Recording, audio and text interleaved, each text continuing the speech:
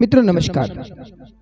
क्या होता है जब जब हम सब कुछ भगवान को समर्पित कर दें, हमारे पाप पुण्य सब जब हम भगवान को समर्पित कर देते हैं तो उस समय पे प्रभु हमारी हर स्थिति में सहायता करते हैं।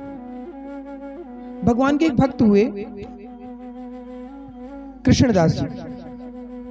पहले भी उनकी कथा आपने सुनी होगी।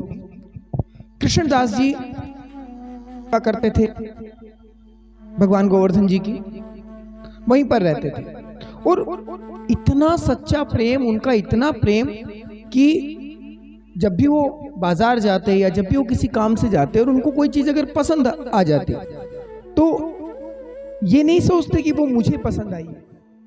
उनके विचारों में ये रहता कि ये तो ठाकुर जी को पसंद आई और वो वहां से ले लेते थे और भगवान गिरिराज जी को जाकर समर्पित कर देते थे। कभी कोई वस्त्र उनके समझ में आया, कभी कुछ खाने की चीजें उनको पसंद आई या कभी कुछ भी उनको समझ में आया तो उन्होंने ऐसा ही किया। एक बार कृष्णदास जी कहीं घूमने के लिए गए। वहीं पर पता चला कि एक नर्तकी है जो नृत्य बहुत अच्छा करती है। सभी उसका नृत्य देखने के लिए पहुंचे। पेशे से वो वैश्या थी। अब कृष्णदास जी जब वहां पहुंचते हैं तो दूर से देख रहे हैं वो नृत्य कर रही है, बहुत सुंदर नृत्य कर रही है। कृष्णदास जी के मन में वही भाव कि ये तो ठाकुर जी को बड़ा पसंद आएगा। और उनके दिमाग में वो ही चलने लगा कि इसे तो मैं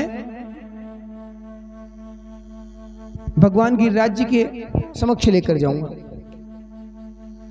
मित्रों, ये बात सिर्फ प्रेम की थी। जैसे ही उसका नृत्य पूर्ण हुआ, कृष्णदास जी उसके पास पहुंचे और कहने लगे कि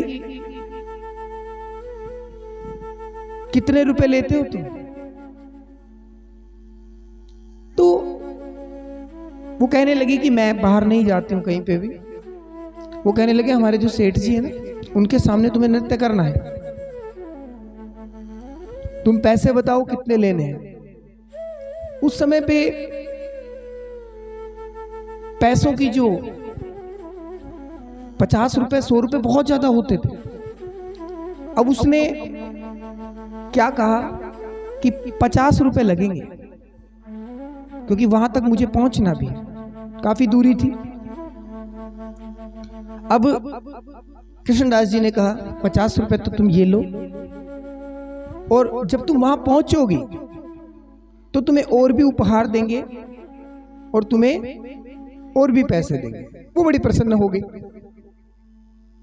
कि ऐसे तो बहुत बड़े सेठ होंगे वो कोई। जो दिन निश्चित किया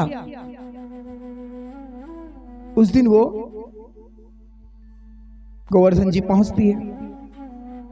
कृष्णदास जी उसको लेने के लिए गए।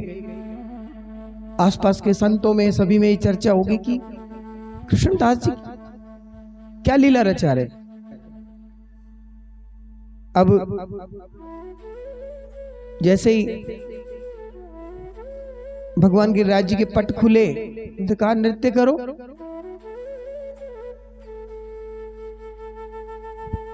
वो अचंभे में रह गए कि ये कैसा सेठ है।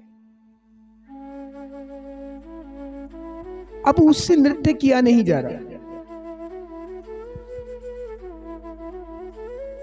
क्योंकि अपने मद में, अपने रूप में वो इतना खुद की प्रशंसा करती थी,